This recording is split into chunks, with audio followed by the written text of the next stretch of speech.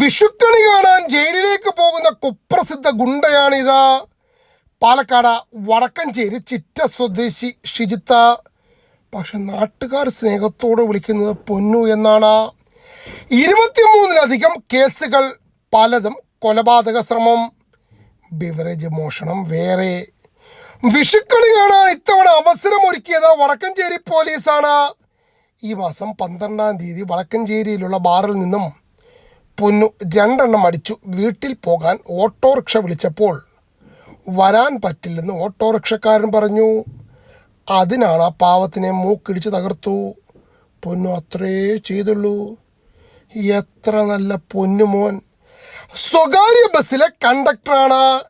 എന്നാൽ പ്രധാന പണി ആന്ധ്രയിൽ നിന്നും കഞ്ചാവ് കൊണ്ടുവന്ന് വിൽപ്പനയാണ്. ആദ്യം പൊന്നുവിനും ഭയങ്കര നാണമായിരുന്നു. മുഖമൊക്കെ മറയ്ക്കാൻ ശ്രമിച്ചു. പൊന്നുമോൻ അത്ര ആരാധകരുണ്ടെന്ന്.